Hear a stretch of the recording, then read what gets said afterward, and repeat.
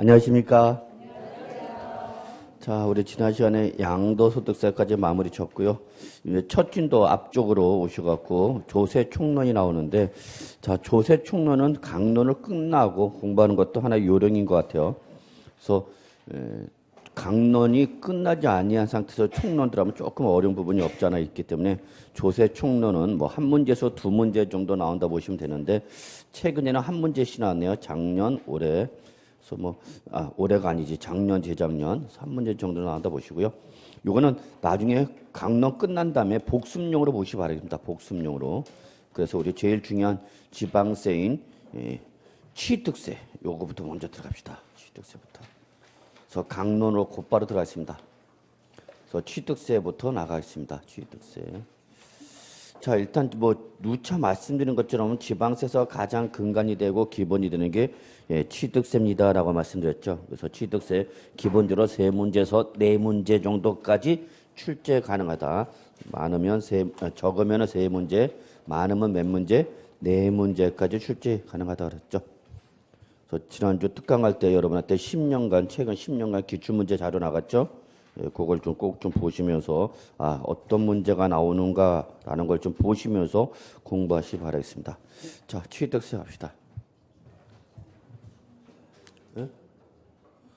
자, 취득세 기본적으로 몇 문제? 3문제에서 몇 문제 나간다? 4문제 나간다는 거.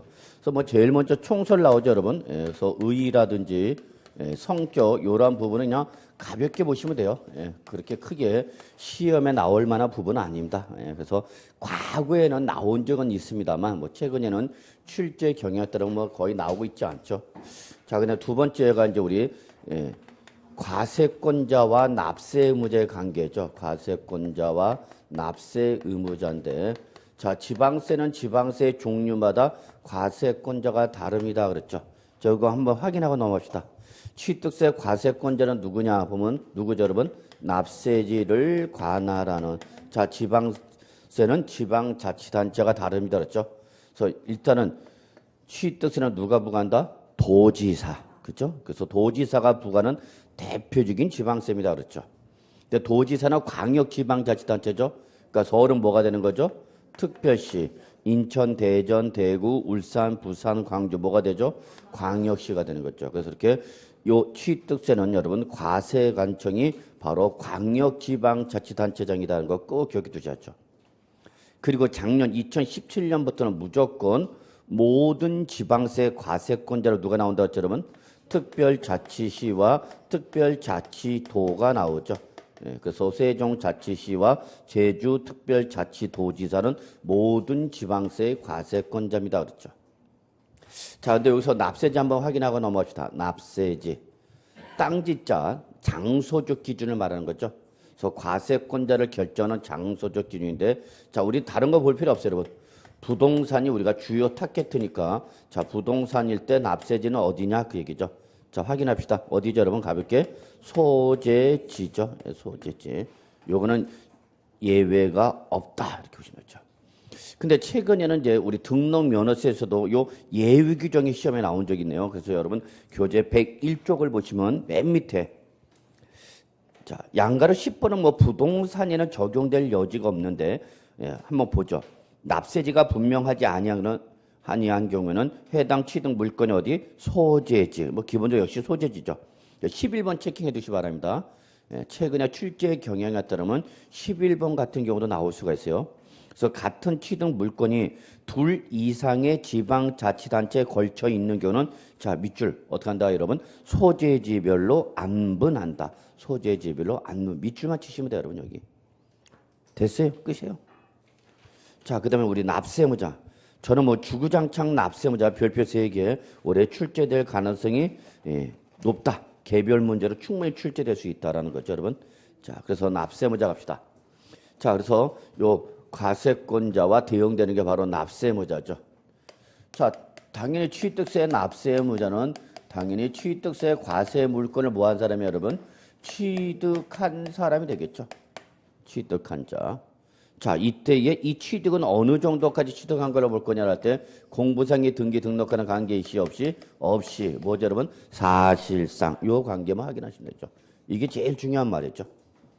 자, 그러면 여러분 교재 1번 보시면은 취득자 해놓고 양가를 보면 과세물건의 취득자, 과세물건. 그래서 여러분 거기 부동산, 차량, 기계장비, 항공기, 선박, 임목, 강호권, 어업권, 골프권, 승마회원권, 콘도미니엄권, 종합시설 이용회원권 또는 요트회원권 여기까지 부동산부터 요트회원권까지 따옴표를 치시거나 밑줄 쳐주시고 이게 뭐죠 여러분?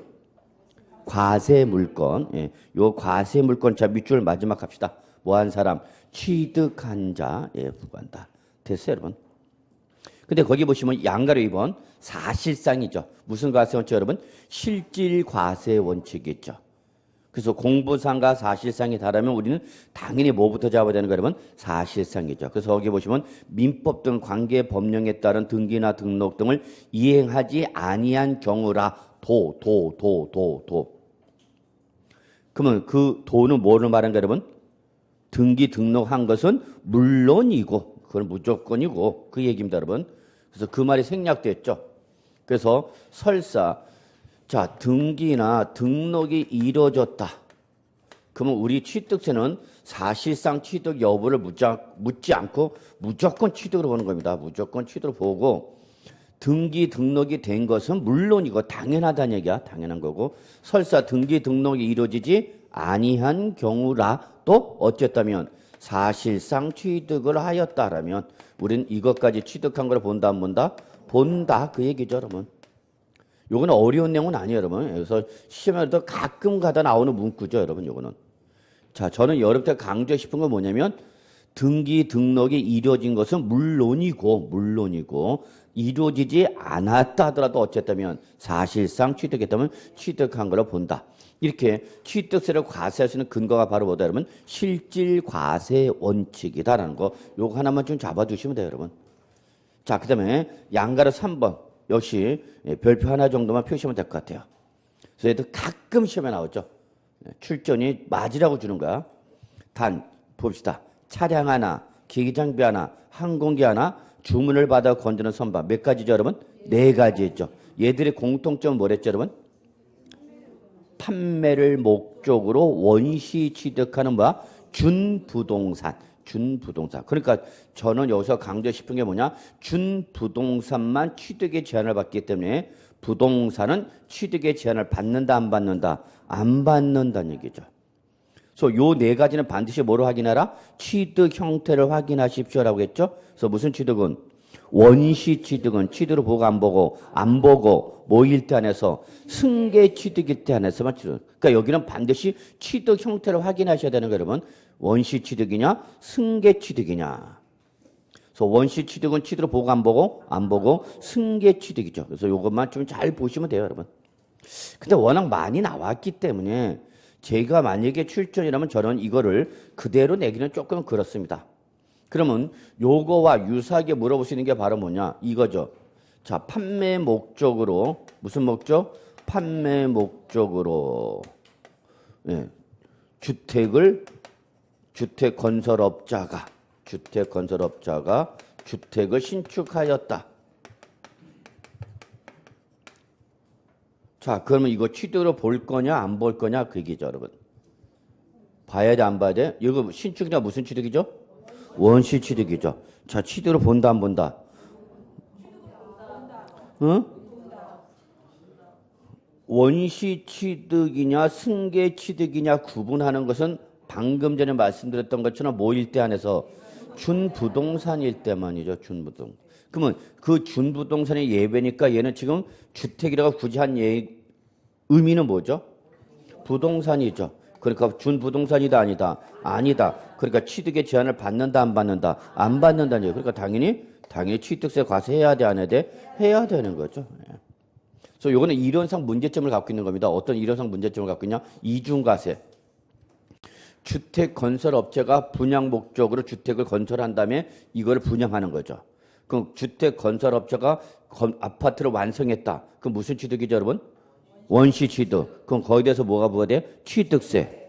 그리고 그게 분양을 됐으니까 누구한테? 입주자한테 들어가겠죠? 명의가? 그럼 또 입주자는 무슨 취득이 일어났으니까? 승계 취득이 났죠. 그러니까 또 뭐가 가세가 돼? 취득세가 또 과세가 되는 거야. 그러니까 사실상 이중과세입니다. 이중과세. 하나의 취득을 원시와 승계로 나눠놓고 두 번 과세하는 꼴이 되죠. 그래서 사실상 이론적으로는 이중과세다. 그래서 둘 중에 하나 폐지해야 된다. 특히 건설업체에 과세하지 않아야 된다라고 주장하는데 이걸 반대하는 데가 있죠. 누가 반대할까요? 이중과세라서 원시 취득 과세하면 안 된다라고 하는 것에 대해서 반대하는 게 있죠. 누가? 지방자치제, 도지사가 반대하죠. 취득세가 가장 지방세 근간이 되는 건데 그걸 안 받게 되면은 그만큼 세수가 부족하게 되니까 도지사들도 인정합니다. 그래서 이중과세라는 말은 인정을 하겠다. 그 대신 그걸 받지 않으면 세수가 부족해지기 때문에 불가피하다. 그래서 이거는 좀 우리 학계 쪽이라든지 실무 쪽에서 논란거리가 되고 있지만 그거와 관계없이 우리는 일단은 취득의 제한을 받는 건 딱 네 가지 뭐죠 여러분? 차량, 기계장비, 항공기, 주문을 받아 건전 사업 요 네 가지만 취득의 제한을 받는다. 결론 적으세요. 부동산은 취득의 제한을 받는다 안 받는다? 안 받죠. 그러니까 원시 취득 승계치도 모든 취득에 대해서 과세한다는 얘기죠. 자, 2번 주체구조부 취득. 요건 말만 어렵습니다. 그랬죠, 여러분? 말만. 그죠? 건축물 중 조작 설비, 그 밖에 부대 설비에 속하는 부분으로서 그 주체구조부와 하나가 되어 건축물로서 이 효용 가치를 이루고 있는 것. 자, 여기까지가 뭐랬죠, 여러분? 부대 설비, 건축물에 부수되는 설비를 자, 누가 밑줄 주체구조부 취득자 이외의 자가 가설한 경우에도 다시 누가 주체구조부 취득자 두 사람이 나오는 거죠, 여기? 예, 두 사람이 나오는 거야. 그래서 건축물에 부수되는 설비를 건축물에 부대 설비를 자, 두 사람이 나오죠. 누가? 주체구조부 취득자 이외의자가 가설을 하였어도 누가 가설했어요, 여러분? 주체구조부 취득자 이외의자. 누구 생각했어요, 여러분? 임차인이 가설을 하였다 하더라도 우리는 임대인을 잡겠다, 임차인을 잡겠다. 임대인. 그래서 누가 취득한 걸 보겠다. 주체구조부 취득자가 함께 취득한 걸 봐서 건축주 또는 뭐 임대인한테 취득세를 과세할 수 있는 법리적 근거를 만들어 놓은 겁니다. 그래서 시험에는 여기 이렇게 나왔죠. 건축물에 부수되는 설비를 주체구조부 취득자 이외의 자가 가설하면 그 가설한 자가 납세무자가 들어간다. 맞아 틀려? 틀렸다. 주체구조부 취득자. 요 두 가지만 확인하시면 돼요. 내용 어려운 거 없어요, 여러분.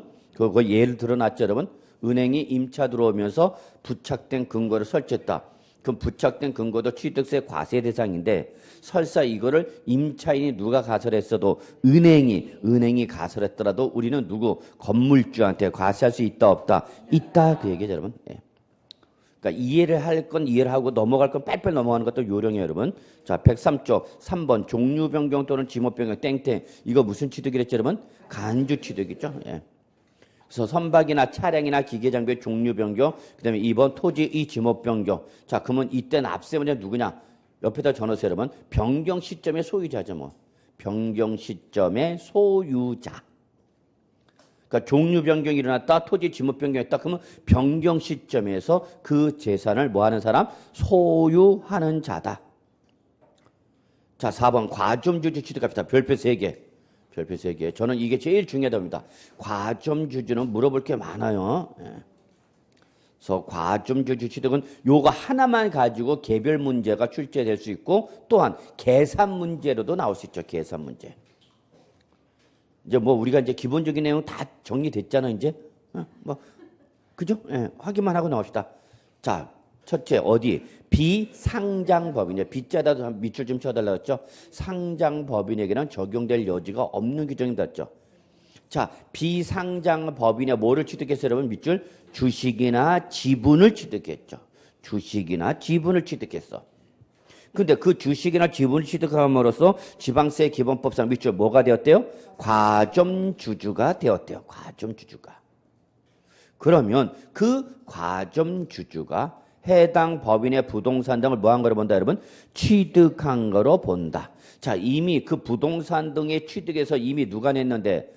법인이 취득세를 냈는데 그 비상장 법인의 주식 등을 취득하면서 누가 되면 뭐가 되면 과점주주가 되면 과점주주가 개인적으로 그 법인이 취득한 부동산을 뭐 한 거로 봐서 취득한 거로 봐서 과점주주 너 뭐네 취득세네. 그래서 과점주주는 무슨 과세를 했어요, 여러분? 이중과세를 했죠. 이미 법인이 냈는데 그 법인이 낸 부동산에 대해서 또 한 번 더 과점주주가 내는 얘기죠. 자, 거기 둘째 줄 보시면 최근에 개정된 거. 이때 그 해당 법인의 부동산 등 즉 취득세 과세 대상에는 이게 추가됐죠. 신탁법에 따라 신탁한 재산으로서 자 밑줄 지금 누구 명의로 됐다는 얘기 여러분? 수탁자 명의. 그러니까 이건 지금 법인 명의가 아니라 수탁자 명의로 돼 있다는 얘기야. 근데 명의만 수탁자 거고 사실상 누구 거니까 비상장 법인 거니까 비상장 법인 거니까 이것도 취득세 과세 대상의 부동산에 어떻게 한다? 동그라미 포함한다. 주어를 고치는 게 아니라 마지막 거 고쳐 항상 출전들은 그러면 이런 수탁자 명의로 등록된 부동산 출전은 결국은 포함하냐 제외하냐 이걸 그 장난치는 거죠. 그럼 우리는 포함한다는 얘기죠. 그리고 제일 중요한 거 단 과점주주가 됐더라도 밑줄 뭐 할 때는 법인 설립시죠. 법인 설립시는 과세한다 안 한다? 안 한다. 그러니까 언제 때야? 법인 설립 후에 과점주주가 됐을 때죠. 그러니까 여기는 요걸 잘 봐야 되는 거 그죠? 딱 한 글자 여러분. 법인 설립시인지 법인 설립 후인지. 그래서 법인을 설립할 때 과점주주가 되었다. 과점주주가 되었다. 그럼 이때 취득세 과세를 하겠다 안 하겠다? 안 하겠다. 그리고 법인을 뭐 한 다음에 설립한 후에 자꾸 요즘은 손발이 떨려.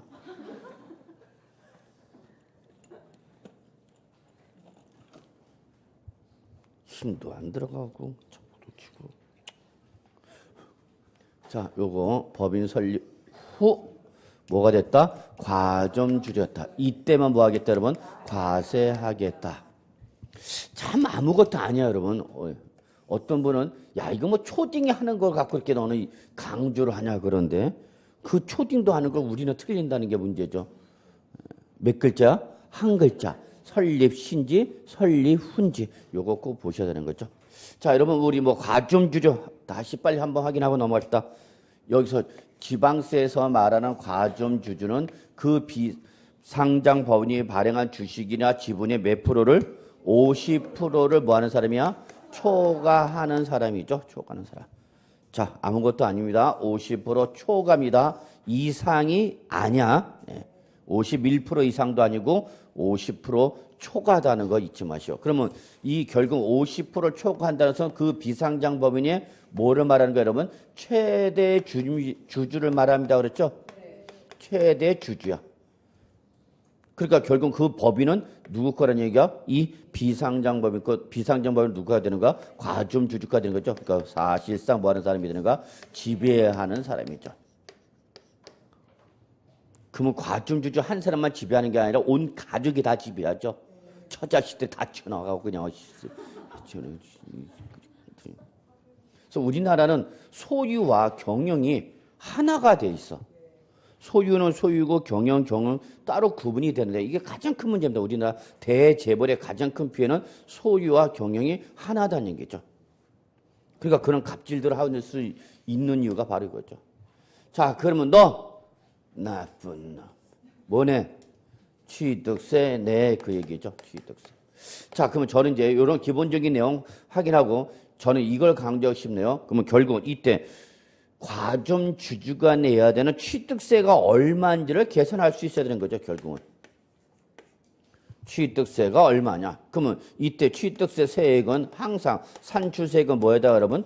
과세 표준에다가 뭐를 곱하는 거죠, 여러분? 세율을 곱하는 거죠, 뭐. 자, 결론부터 내리면 지금 현재 요 과세 표준 계산 문제는 시험에 나왔습니다. 이미 시험에 나왔죠. 자, 요건 아직 시험에 안 나왔어요. 세율. 그럼 세율부터 확인합시다. 요때 과점주주의 간주 취득에 대해서 적용되는 세율은 어떤 세율이냐, 그 얘기죠. 무슨 취득이죠? 간주 취득. 간주 취득일 때 적용되는 세율은 표준 세율이야, 특례 세율이야? 특례 세율. 그러면 특례 세율은 두 가지가 있죠. 표준 세율에서 2% 뺀 세율로 과세하는 경우와 2% 과세하는 두 가지가 있는데 이때 간주 취득은 어떤 세율이야? 2%죠. 그래서 결국은 이때 적용되는 특례 세율 2%꼭 기억해 두시기 바랍니다.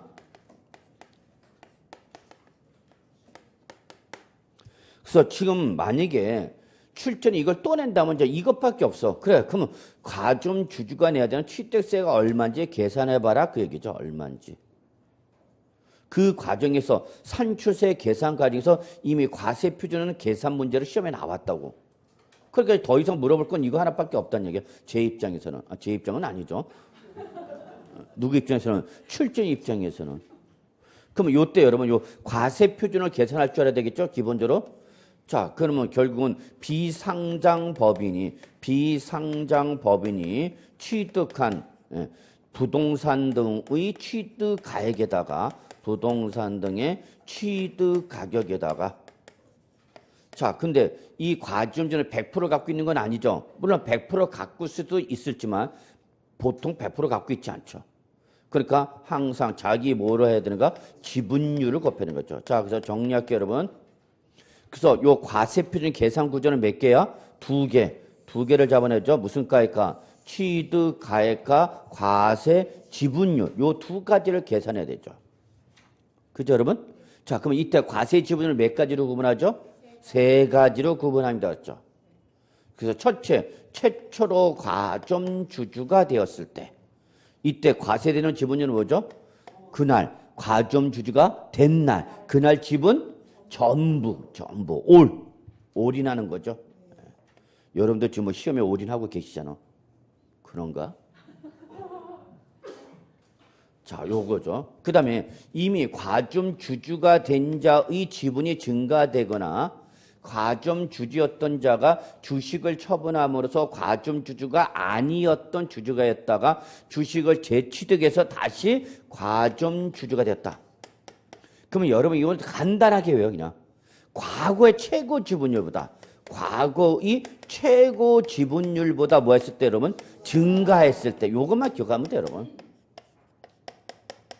나 지분율 증가됐다? 그럼 과거를 물어. 그래서 과거에 네가 최고로 갖고 있던 지분율이 얼마냐? 그거를 뭐 했을 때만? 초과했을 때만이죠. 그래서 그 기존에 과점 주주였을 때 최고 지분율. 요거는 그전 증가되기 이전에 최고 지분율 초과했을 때 요거는 그전 과점 주주 당시 최고 지분율을 뭐 한 것만 여러분? 증가한 것만. 요것만 기억하시면 돼요. 근데 이 중에서 여러분 저는 요 최초와 다시 과점 이거는 이미 시험에 나왔다고. 지금 아직 안 나오는 건 요 놈밖에 없다고 요거. 그러면 기존의 과점 주주 지분이 증가되면 그냥 과거 물어. 과거를 물어갖고 과거의 최고 지분율을 뭐 했을 때만 증가했을 때만 초과했을 때만 낸다. 그럼 보시면 되죠. 여러분이 지금 이 책상에 지금 여기 앉았지만 그래도 여기에 들어오기 전에 화려한 싱글 시절이 있었어 없었어? 있었어? 화려했어? 응. 다 인생에서 황금기가 있었잖아.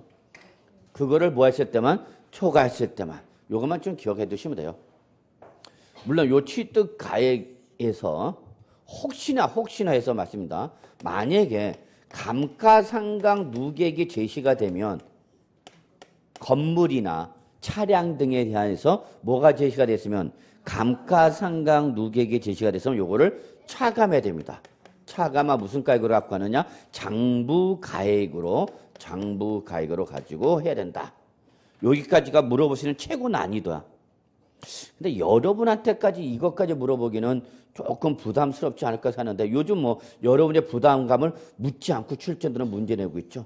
그래서 혹시나 해갖고 만약에 어렵게 하지 마. 뭐가 나오면 감가상각비 합계액이 감가상각 누계액이야. 여러분 감가상각비는 배우셨잖아. 감가상각비 어디서? 학계론에서 아마 배웠을 거야. 그죠?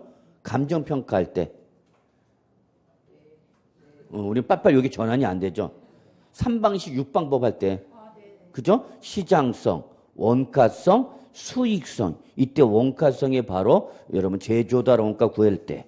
감가상각 누계액은 빼야 돼, 안 빼야 돼? 응? 빼야죠. 그때 감가상각 배웠잖아. 넘어가. 어? 그거 중요한 건데. 아직 안 했다고? 그럴 일이 있나? 지금 때가 어느 때인데. 그 감가상각비를 연도 말까지 합한 금액이 바로 감가상각 누계액이야. 누계.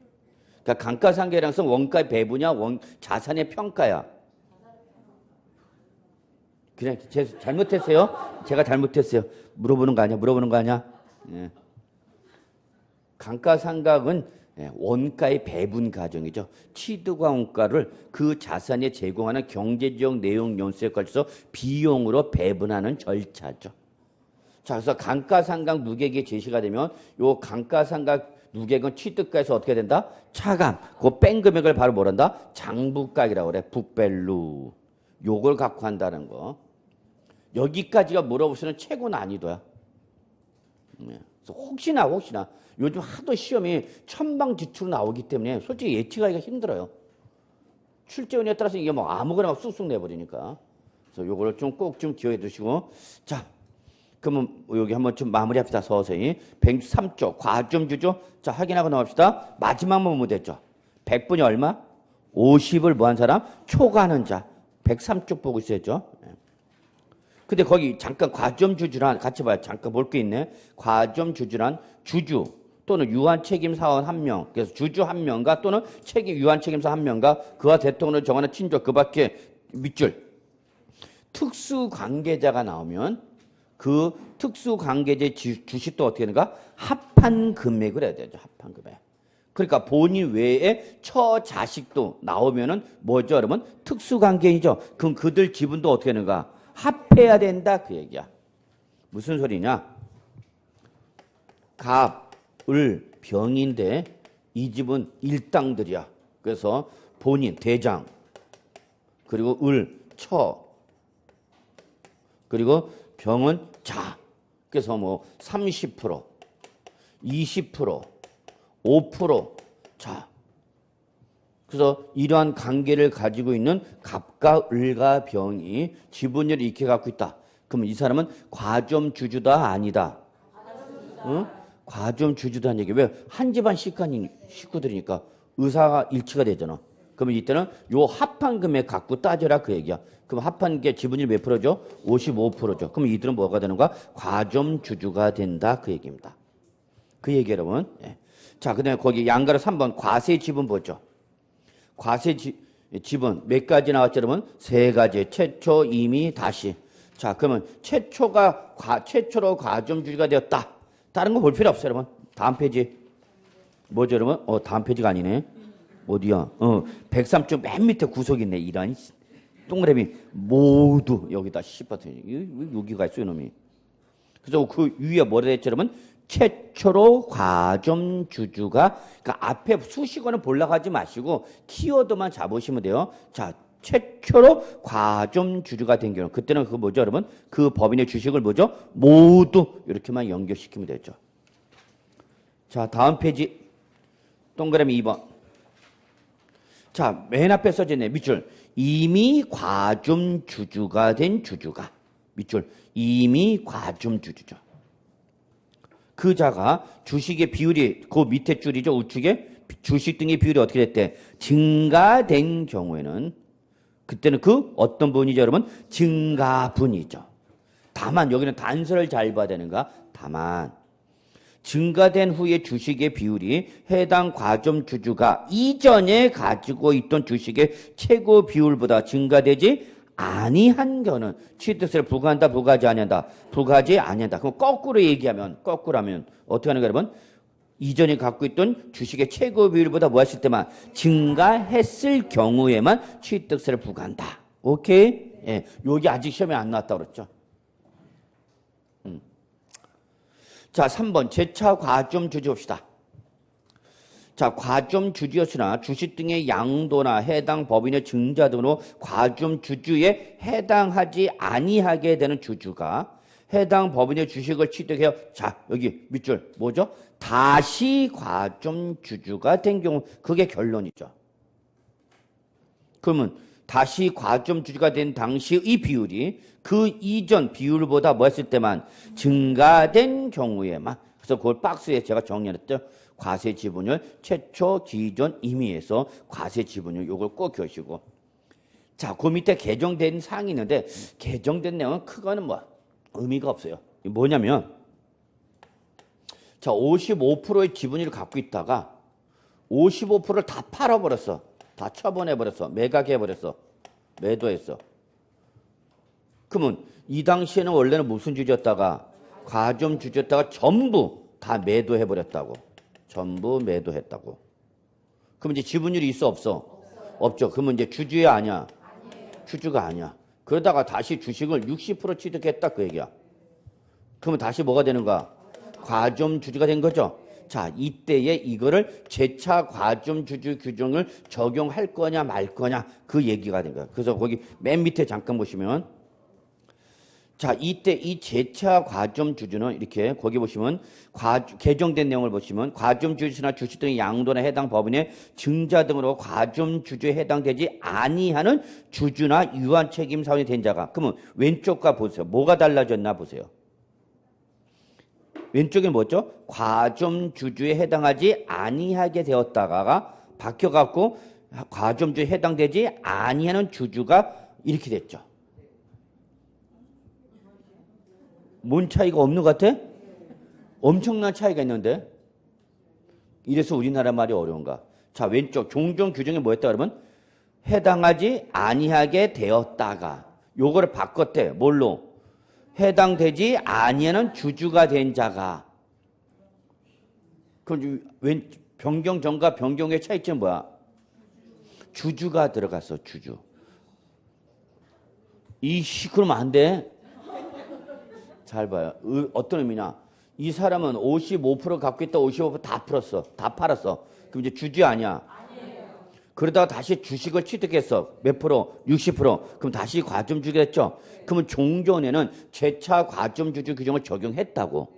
근데 올해부터는 개정이 되면서 이제 주주가 아니었죠? 그럼 이때는 재차 과점 주주가 아니다 그 얘기야. 즉, 단 1%도 조금 한 주라도 갖고 있어야 됐을 때. 한 주라도 갖고 있어야 뭐가 되는가? 주주죠, 주주. 그러니까 요거 바뀐가? 근데 괜히 설명했더니 후회감이 확 밀려오네. 더 돌아버리게 만드는지 않았나. 그 말이야. 그러니까 종전에는 주식을 전부 처분해서 뭐가 아니었다가 주주가 아니었다가 그 전에 지분율을 초과하는 과점주가 되면은 다시 인정했는데 재차 가주는데 지금은 이건 인정 안 하겠다는 얘기야. 그러면 주식을 몇 주라도 한 주라도 갖고 있던 주주가 다시 주식을 재취득해서 과점 주주가 되었을 때만 과세라는 거고 아예 과점 주주 자체가 아니었을 때는 적용하지 않겠다 그 의미로 개정한 겁니다. 모르겠다. 그럼 넘어가 그냥. 그래서 그냥 과점 주주가 됐을 때 요게 이제 문제가 되는 거예요. 그래서 그러면 이때에 이 사람을 최초 과점주로 볼 거냐? 그러면 결국은 이거를 과점주로 이거 안 보겠다는 얘기죠. 그러면 해석상 어디로 가는 수밖에 없어? 일로 가는 수밖에 없다는 얘기죠. 그럼 어떻게 해? 전부 과세되는 거죠. 그러니까 과세 지분율이 어떻게 돼? 높아지는 꼴이 되죠. 그래서 요거는 조금 논란거리가 있어요. 아예 과점주주를 적용하지 않을 건지 최초로 과점주주가 여기 명문화 되어 있어 안 돼 있어? 안 돼 있죠. 무슨 말인지 아시나요? 네, 그래서 그냥 개정됐다 그러는데 난 무슨 소리인지 모르겠어. 그래도 괜찮아. 됐어. 괜히 내가 시비 걸어서 미안해. 아이씨.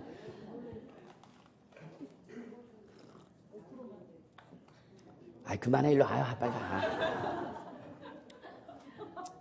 그래서 그냥 개정된 의미만 설명드린 거예요, 여러분. 개정된 의미만 설명드리니까 더 이상 들어가지 마. 걔 또 더 들어가면 복잡해져. 자, 그 다음에 이제 상속 갑시다. 상속에 따른 취득. 자, 이것도 시험에 나오는 문구인데 답인 적은 없어. 자, 상속을 받았답니다. 상속. 거기서 여러분 쳐보시면 상속으로 인하여 취득하는 경우로 되어 있죠, 여러분. 상속으로 인하여 취득하는 경우. 근데 여기 상속에는 과거에는 이런 문구가 안 나는데 지금 이런 문구까지 줘버려. 피상속인이 상속인에게 한 유증이라든지 포괄 유증과 신탁 재산의 상속을 포함한다. 들어갈수록 어려워지죠? 네, 들어가지 마. 유증이 뭐예요, 여러분? 유언에 의한 상속을 말하는 거야. 그러니까 유언서에서 상속을 받았다든지, 포괄 유증은 모든 재산을 다 한꺼번에 넘기는 거야. 유언은 특정 재산에 대해서 이렇게 나눠서 줄 수 있는 것도 있지만 전체 내 모든 재산을 대학교에 기부한다. 이렇게 하는 거죠. 그럼 이게 뭐가 되는가? 포괄 유증이 되는 거죠. 그래서 실제 이런 일이 발생했었죠. 뭐 Y 어떤 우리 학생분의 뭐라 해야 돼? 남편이 아버지니까 시아버지. 이분이 돌아가시면서 약 300억 정도의 재산을 300억 정도의 재산을 부동산과 동산을 합해갖고 이거를 모 Y대에 기부를 해버렸어요. 제가 어디라고 말 못합니다. 저 유언서에 의하여 다 내 모든 재산을 Y대에 기부하겠다 했어요. 누가 뒤집어져요? 응? 자식들이 환장하는 거죠. 자식들이. 자식들한테 하나도 안 주고 다 Y대 기부했다고. 가만히 있어 안 있어? 근데 이 유언서에 결정적 하자가 하나 발생합니다. 이 유언서는 엄격한 요식행위입니다. 민법에서 정하게는 반드시 요건을 충족해야만 유언서로서 효력이 발생하는데 거기에 결정적 하자가 뭐냐면 날인이 없었어. 날인이 없어갖고 여기 다툼이 발생합니다. 그러니까 Y대는 그래도 유언서로서 효력이 있다 없다? 있다라고 주장하는 거고 자식들은 유언서로서 효력이 없다라고 합니다. 이게 대법원까지. 자기가 판단하지 말고 민법 배웠다고 또 모든 걸 자기가 그냥 예전에 몇 년 됐네. 공인중개사 합격하시는 그냥 아주머니께서 그냥 합격하니까 그냥 기고만장이 돼갖고 와 이제 뭐 법도 뭐 법 같지도 않고 교수님 더 공부하겠대. 그래서 예 공부 많이 하시죠 그랬더니 변호사 시험 보고서 사법고시 공부하겠다고. 왜 그러세요? 그래서 신림동으로 입성하겠다고 그래갖고 그러지 말고 그러면 가서 이따 학원만 죄송합니다. 사법고시가 아니라 법무사. 죄송합니다. 좀 오버했죠 제가. 법무사 공부하겠다고 저한테 조언을 얻어서 난이도라든지 어떻게 공부해야 되냐. 저도 이건 아니다고 전공이에요. 근데 힘드실 텐데요 그랬더니 이거 뭐 전 민법이 맞아요 그러더라고. 민법 하나 갖고 모든 법을 얘기하면 안 돼. 공인중개사 민법 했다고 무슨 또 아주 쳤네. 그래갖고 신림 저쪽 관악구청에 있는 뭐 학원이 있습니다. 거기 법무사 학원이 있어요. 전문. 한번 갔다 오시라고. 어떻게 해볼 만하겠어요? 그랬더니 안 할랍니다.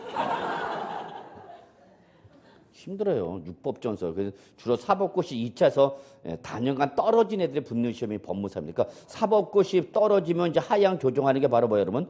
법무사예요, 법무사. 법무사 육법전서 다 해야 돼. 옛날에 요거 뭐랬죠, 여러분? 법무사를 하지 않고? 사법서사 그래서 사법서사 옛날에는. 그래서 옛날에 그냥 법무직 법원 등기소 공무원들이 퇴직하면 자격증 주고 했어. 그래서 옛날 사법서사 그랬죠. 사법서사. 예전에 또 뭐 행정서사. 그걸 이제 국가고시로 만든 게 법무사죠. 밥이었는데. 자, 어쨌거나 기부했죠, 뭐. 그만합시다. 그래서 대법원까지 갑니다. 대법원까지. 그래서 Y대하고 해서 결국은 조정 들어갔습니다. 대법원 가서. 그래서 고인의 유고도 있고 뜻도 있고 또 역시 민법에서 보장하는 법정 유류분 제도도 있기 때문에 합의를 봤어. 마지막에. 어떻게 봤냐? 부동산은 Y대에 기부하는 걸로 하고 동산이 현금 등은 상속인들이 상속받는 걸로 봤어요. 그분의 며느리, 둘째 며느리인가 그분이 이 중개사학원을 다니더라고. 그래서 그분이 와갖고 저한테 그 얘기를 해줬어요. 저희 시부모님 바로 그 사건의 당사자입니다. 그러더라고요.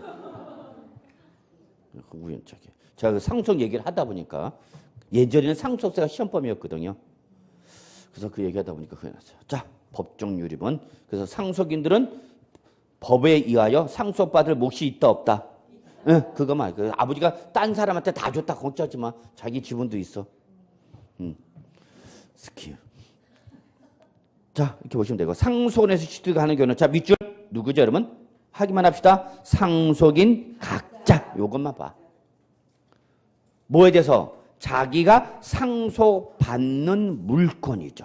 근데 요게 시험에 나왔어요. 뭐를 받았대?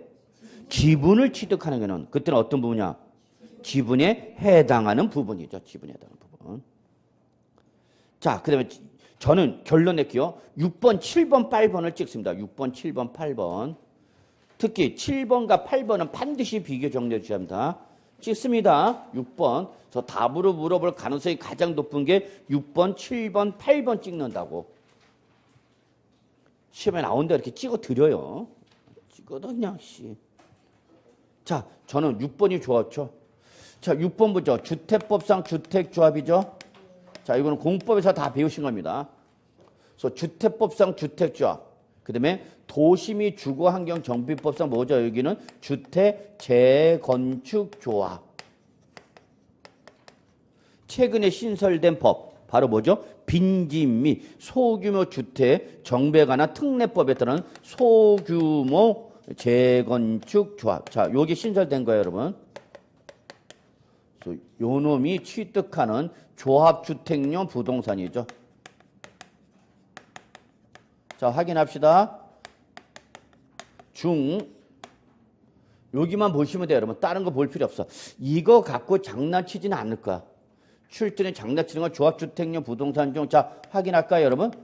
뭐로 나오면, 여러분? 조합원역으로 나왔는지 또는 조합원역에 귀속되지 아니하는 비조합원역 나왔는지 요것만 확인하시기 바랍니다. 요것만. 그래서 뭐로 나오면 조합원용으로 나오면 그때는 여러분 지금 명의자는 누구예요, 여러분? 취득자 취득 명의자는 누구예요, 여러분? 조합이에요, 여러분. 지금 취득 명의는 이 조합주택용 부동산에 대한 취득 명의는 누구지만 조합이지만 도시 및 주거환경정비법상 관리처분계획 인가 등에 따라서 조합원에게 돌려줘야 할 것은 누가 취득한 걸로 봐라, 여러분? 이거는 조합원이 취득한 걸로 봐라는 얘기죠. 그럼 뭐일 때만? 조합원에게 귀속되지 않은 비조합원역. 그러면 이거는 누가? 조합이 취득한 걸로 보라는 얘기죠. 그래서 비조합원역은 조합원이 취득한 걸로 보는 경우에 포함한다, 제외한다. 제외해서 얘는 누가 취득한 걸로 봐라? 조합이 취득한 걸로 보라는 얘기죠. 여기서 이 조합이 그럼 언제 취득한 거를 볼 거냐게 작년에 취득시기에서 시험에 나왔던 거였죠. 자, 취득시기 잠깐 좀 넘어갈까요? 취득시기로 같이 이제 연결합시다. 이제는 연결시킬 수 있지 않을까 생각합니다. 여러분, 뭐 공법 다 배우셨으니까. 그래서 취득시 몇 페이지 보시냐면 결론 작년 시험에 나왔어. 117쪽. 맨 밑에.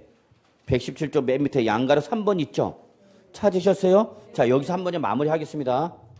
자, 이때 이 비조합원용 토지는 누가 취득한 걸로 보라고요, 여러분? 조합. 그럼 이때 조합은 언제 취득한 걸로 볼 거냐? 그입니다. 그럼 이때는 주택법상 주택조합인지 또는 재건축조합인지 이렇게 나눠져 있네요.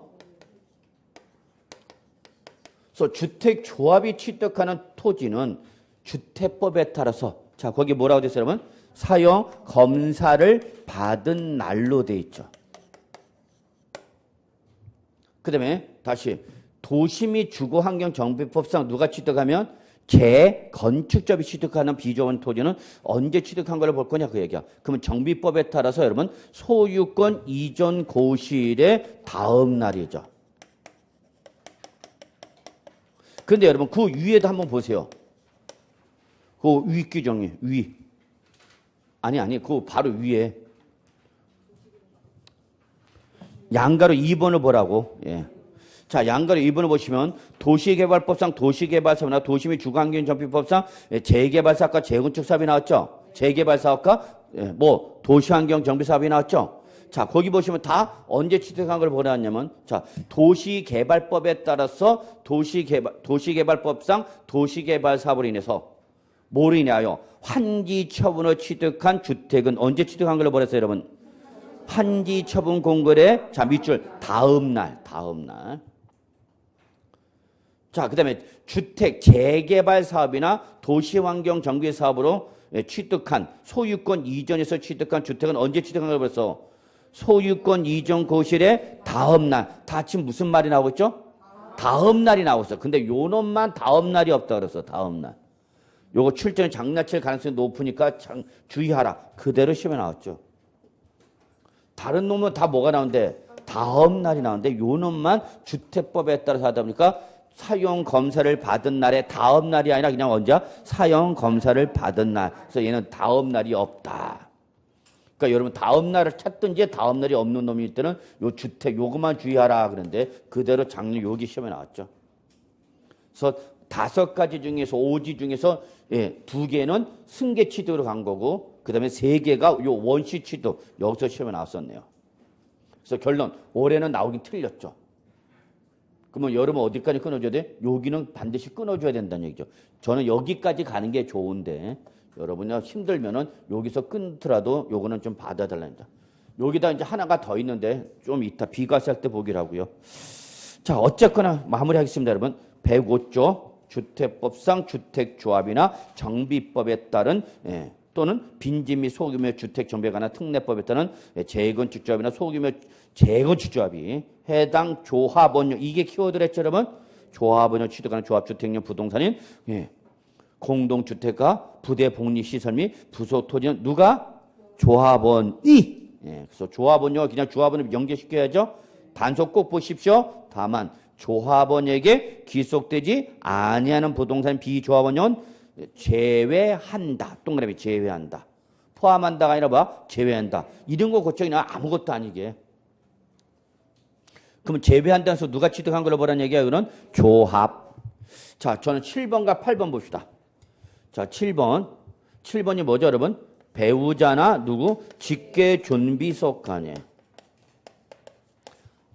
어제 저녁에 제가 뭐 방송 촬영을 끝나고 저녁 한 10시가 넘어가고 이제 합정동으로 오는데 어떤 아저씨가 술을 한잔 했더라고요. 근데 지나가다 저를 뚝 보더니 자꾸 훑어봐요. 그래서 왜 그러세요? 그랬더니 왼수? 그러더라고요. 아, 나 원참. 근데 이러고 가더라고요. 어떤 아줌마하고.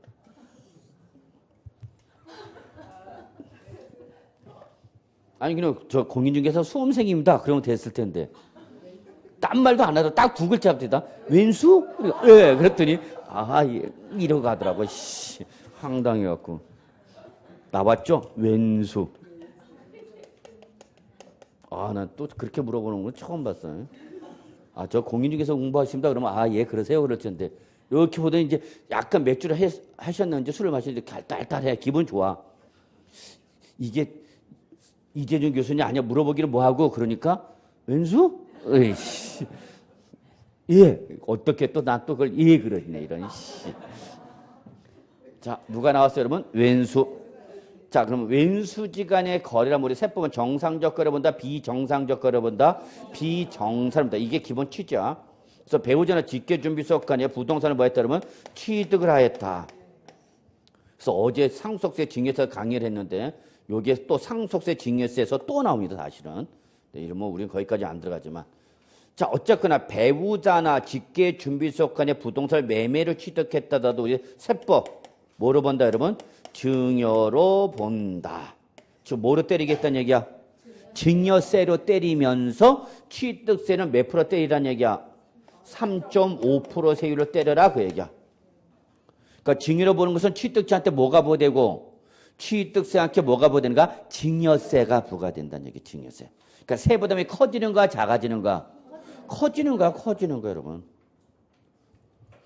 그러면 증여세가 과세가 되니까 이때 적용하는 취득세 세율은 설사 무슨 형식을 띄어서도 매매 형식을 띄어서도 증여에 따른 취득세 세율 몇 프로 때리는 얘기야? 3.5% 때리는 얘기야. 그럼 매매면 몇 프로인데? 4%죠. 그러니까 어떤 분이 또 이렇게 질문합니다. 아니 교수님 그냥 4% 때리면 되지. 굳이 증여로 보았고 세율이 3.5% 오히려 낮아지지 않습니까? 아니죠. 뭐가 들어온단 말이에요. 여기는 증여세가 들어온다니까. 요것만 보면 안 된다고. 그에 따라서 증여로 봄에 따라서 뭐가 온다고? 증여세가 쫓아온다니까. 최고 몇 프로부터? 10%부터 50%까지 5단계 초과 누진세를 떠내야 된단 말이야. 맞아봤어야지. 맞아봐야지. 무서운 거야, 여러분, 이거. 증여로부터 세금을 더 내게 하겠다는 얘기야. 그런데 예외적으로 우리가 누구 지간이지만 여러분 배우자나 직계준비속이지만 어떻게 했다고? 대가를 지급했습니다라는 사실을 뭐하면 입증하면 그때는 누구 지간이라도 배우자와 직계준비속 간에도 유상으로 인정해준다 안 해준다? 해주겠다 그 얘기죠. 자, 그럼 제가 강조하고 싶은 건 이거야. 출전이 원칙을 물어보는지 예외를 물어보는지 반드시 확인하셔야죠. 그러니까 여러분 급한 마음에 이걸 확인을 안 해. 그 원칙인지 예외인지를 구분하시는데 예외는 반드시 뭐가 나와? 조건. 예외 조건이 제시가 된다고. 예외 조건이 제시가 되면 여러분은 뭘로 대답하라고요?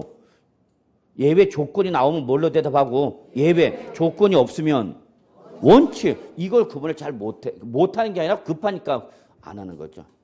그래서 제가 강조 싶은 건 출전이 요 배우자나 직계준비속한 취득이 일어났을 때 원칙을 물어보는지 예외를 물어보는지 반드시 확인하셔야 된다 그 얘기고 예외를 물어볼 때는 반드시 뭐가 나온다? 조건이 제시가 될 거다. 그럼 조건 없다? 그럼 뭘로 대답하라? 원칙. 이것만 잘 하시면 돼요. 그러니까 출제자의 의도를 파악해야 되는 거죠. 자, 그게 바로 우리 책에 보면 양가로 1, 2, 3, 4로 나와 있나요? 양가로 1, 2, 3, 4가 동그라미 1, 2, 3, 4로 나와 있죠? 예. 자, 양가 1번 밑줄 공매 경매. 그러니까 아저씨가 사업한다고 은행에서 담보 제공을 대출 받았다가 대출 원리금 상환 못하니까 뭐로 넘어가? 경매. 그걸 누가 받아오는가? 처자식이 받아오는 거죠.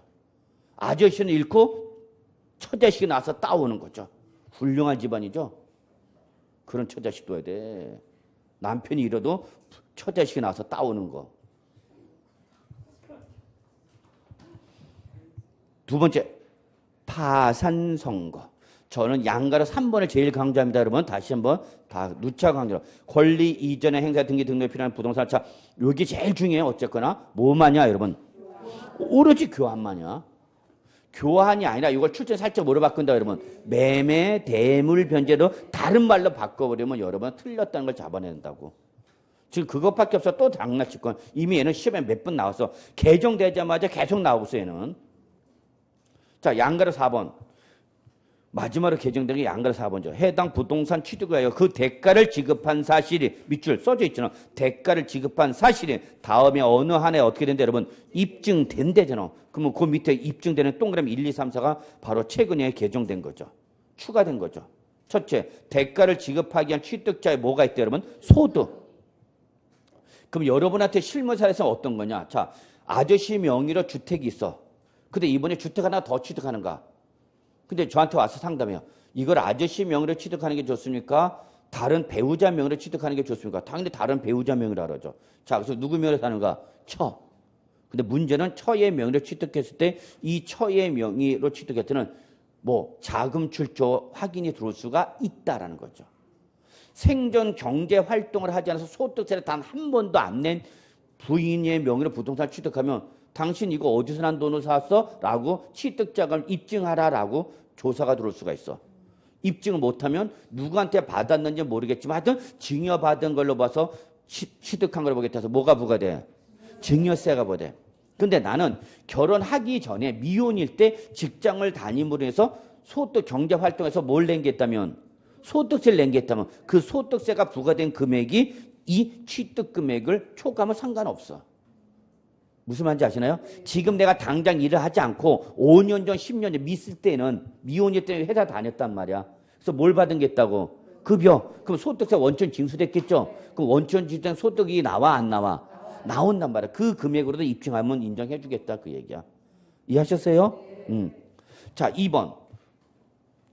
소유 재산을 처분 또는 담보한 금액으로 소유 가지고 있던 재산을 처분한 매각대금으로 샀다 그 얘기야. 또는 갖고 있는 부동산 은행에 담보 제공하고 대출받아 샀다 그 얘기야. 입증만 되면 돼. 3번. 이미 상속세나 증여세를 과세 받았거나 신고한 경우 이미 내가 상속받았다 증여받았다 그래서 이미 뭘 냈어? 상속세 증여세 냈다. 그 돈으로 산 거다. 인정해 주겠다는 얘기야. 4번 위 1부터 3까지 준하는 것으로서 취득자 재산 대가를 지급한 사실이 어떻게 하면 입증되면 나머지 어떤 방법은 상관없어. 입증만 하면 된다. 그입니다. 되셨죠, 여러분? 자, 근데 다음 페이지 8번 갑시다. 자, 부담부 증여하고 보셔야 돼요. 부담부 증여. 자, 이걸 여러분한테 이해시키기 위해서 저는 누차 얘기했죠. 제가 여러분한테 얼마짜리?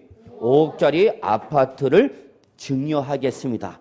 그래서 이번 시험에 합격하신 분한테 세법을 들으신 고마움을 표현해서 제가 5억짜리 아파트를 증여를 하는데 은행 대출금 얼마 남아있다고요? 2억. 그걸 여러분 대신 뭐 하는 조건? 인수하는 조건으로 증여 받으시겠습니까? 제가 물었더니 여러분 다 받습니다. 그랬어.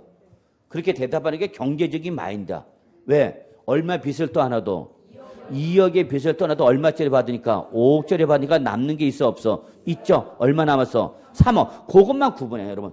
그러니까 부담부 증여는 딱 그것만 나오시면 돼요. 단 주의사항. 정리. 부담부 증여가 나면 여러분 제일 먼저 해야 될 게 뭐냐? 또 역시 이거야. 배우자냐 아니냐. 이거 따져봐야 돼. 자, 다시 한번 확인합니다.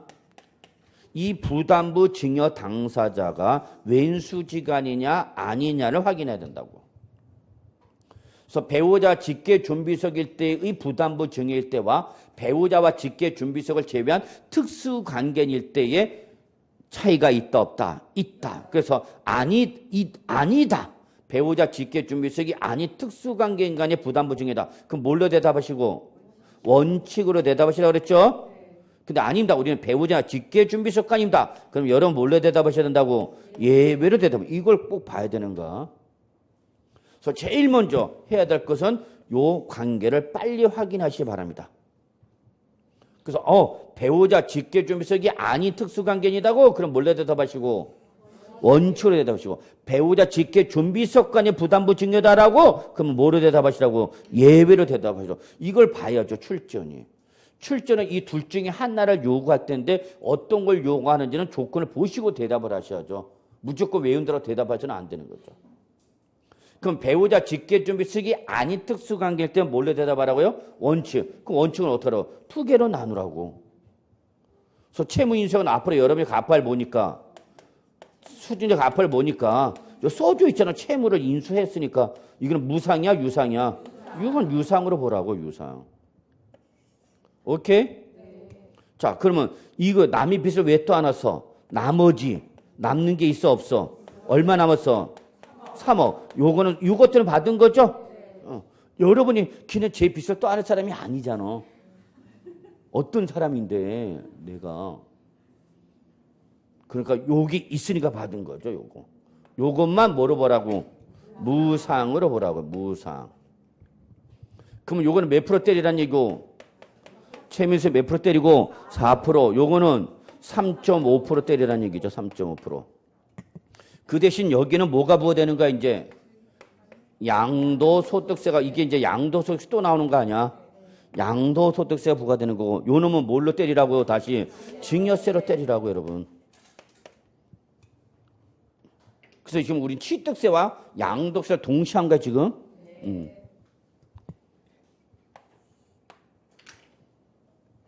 그러면 이러한 부담부 증여를 하는 이유는 뭐랬죠, 여러분? 뭐보다? 단순 증여일 때보다 비교하면 어쨌거나 부담부 증여를 하는 이유는 단순 증여일 때보다 부담부 증여 부담이 세 부담이 어떻게 된다? 줄어드니까. 얘보다는 부담부 증여를 취하는 게 세금이 조금이라도 줄어들죠. 그렇기 때문에 단순 증여를 할 바에는 뭐가 유리하다는 얘기 여러분? 부담부 증여가 유리하다는 얘기죠. 오케이? 요걸 꼭 기억해 두셔야 돼요. 단순 증여보다 뭐가? 부담부 증여. 조금 세부담이 어떻게 한다? 줄어들어. 조금이라도 줄어들어. 그래서 이때 이 부담부 증여 당사자가 누구면 배우자와 직계존비속가 할 때는 우리는 어떻게 한다? 채무를 인수하지 않는 거로 추정한다. 즉 이거는 뭐로 하겠다는 얘기야? 증여로 보겠다. 그죠? 그게 요게 올해 신설된 거죠? 그래서 요게 부담부 증여일 때 이 부담부 증여 당사자가 누구면 배우자와 직계 존비속일 때는 국세와 똑같이 채무를 인수하지 않는 걸 시한다. 즉 무슨 규정을 정했다? 증여 의제 규정을 적용하겠다는 얘기죠. 그럼 다시 세부담이 어떻게 되는가? 증가되는 거죠. 증가되는 거죠. 이게 양도소득세도 나오고 지금 어디도 나온 거야? 그러면 취득세도 나온 거죠. 그럼 이때는 여기 다 뭘로 때리라는 얘기야? 증여 몇 프로 때리라고? 3.5. 그 대신 여기는 전부 뭐가 부과되는가? 증여세를 때리는 거죠. 여기는 뭐와 뭐를 나누는데 양도소득세와 증여세를 나눴지만 여기서 양도소득세 예정신고 개념이 바뀌었죠? 양들이 속한 달에 말일부터 몇 월 이내죠? 응? 양들이 속한 달에 말일부터 여기 몇 월이어서 여기는 3월이라 저는 이거 올해 개정된 거다가 아주 중요하다고 얘기했구만. 올해가 아니라 작년이지만. 왜냐? 증여세가 증여일이 속한 달에 말일로부터 3월 이내. 그래서 이거를 증여세 신고 기한과 맞춰준 겁니다라고 했죠. 더 헷갈려? 그냥 취득세만 따로 하는 게 나아요? 양도세가 비교하는 게 좋아? 저는 이제 비교할 때도 됐다라고 봐야 돼요. 어차피 여러분은 도자, 수자를 동시에 취급하는 사람들이기 때문에. 그래서 한 번 정도, 난 물이 따른다, 뭐 헷갈린다. 아직 양도소득세도 잘 모르는데 갑자기 이걸 두 놈을 다 하니까 어렵다. 그럼 그냥 끊어서 해, 끊어서. 무슨 말인지 아시겠죠? 그래서 난 취득세만 따로 정리하고 양도세, 양도 따로 정리했다. 그것도 나쁜 건 아니야. 근데 이게 기본이 잡히면은 이제 연결시키는 거고, 기본이 아직 안 되면 따로따로 끊어서 정리하시고. 이해하셨죠, 여러분? 이건 아주 중요합니다. 저는 이거 별표 3개짜리 납세 의무자가 나면 이건 저는 안 빠질 거다. 반드시 나올 거다라고 생각하고 있습니다. 꼭 좀 잘 정리해 주시기 바랍니다. 자, 9번, 10번, 11번은 9번, 10번은 들어갈 필요가 없는데 자, 9번만 잠깐 한번 설명드리죠. 맨날 설명 안 하면 또 저 모르면 맨날 시험에 안 나온다 그러더라. 그런 분이 계셔. 자, 9번 갑시다. 단 들고 나서는 더 어려워질 거야. 자, 9번 상속 재산의 재분할에 따라 초과취득시 증여의제 규정 있죠. 그냥 눈으로만 보세요. 무슨 말인가 설명하려고 그래. 상속이 개시된 후 상속 재산에 대하여 등기 등록이나 명의 개서 등에 하여 각 상속인의 자 밑줄 밑줄 치지 마. 그럼 어떻게 되나? 밑줄도 안 치면. 자, 그냥 상속이 어떻게 됐다 저기 확정됐다. 그래서 상속 끝났어. 된 후. 자, 근데 그 후에 그 상속 재산에 대하여 공동 상속인이 협의하여 참 재분할했대. 다시 분할했대. 그래서 그 결과 특정 상속인이 당초 상속분을 초과하여 취득하게 되는 재산가액은 그 재분할에 하여 상속분이 감소한 상속인부터 자 뭐로 본 걸래? 밑줄 증여로 본 걸로 증여받은 거로 보겠대. 다만 또 양가를 1, 2, 3에 해당할 때는 또 그러하지 아니한대. 이런 인병을. 그래서 1번, 양가 1번. 상속에 따른 취득세 신고 납부기 한내 재분할해서 치르겠다.